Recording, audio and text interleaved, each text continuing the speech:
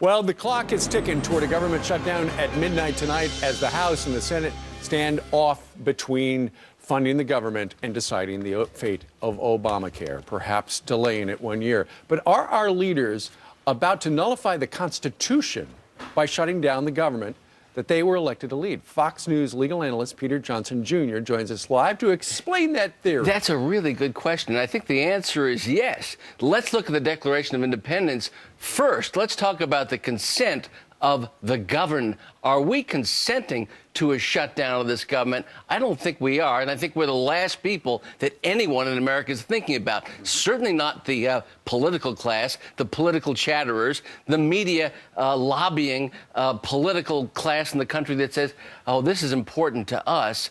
We're going to increase our contributions in the Democratic Party when we put it to the Republicans. The Republicans say, what's going on in this country? And then we're going to have a shutdown. A shutdown means, unfortunately, the stock market may tank.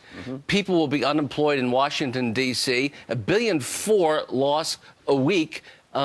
What's going to happen to our bond rating eventually? Where are we going to be seen in the world in terms of, are we a people that are good with our word?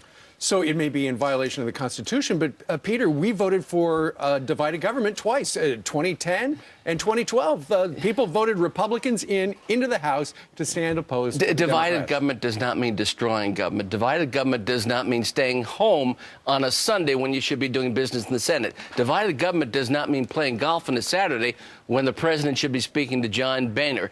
Divided government does not mean saying, I'm closing the government down for your benefit. There is no benefit for the American people if the government shuts down. And it's antithetical to the Declaration of Independence. It's antithetical to the Constitution. Is this preserving the general welfare of the United States to say, I'm doing this for your benefit? Will people be unemployed? Will our credit rating go into the dumper? Will the market seize around the world? And then, when we come to the debt limit, will it be even worse? Do our leaders understand at all the consequences of what they are doing? We didn't elect them to undo our government. We made them, our leaders, to make our government work. And if this thing fails, it's going to fail on the watch of this president, because we look to our president, Democrat or Republican, to save this republic in times of crisis. This is a time of crisis, and unfortunately, he has not stepped up. So let everybody blame each other.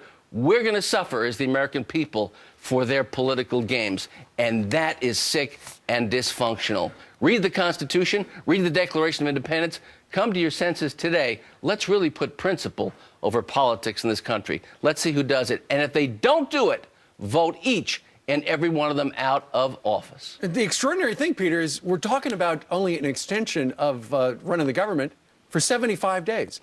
The government's going to run out of money again middle of December.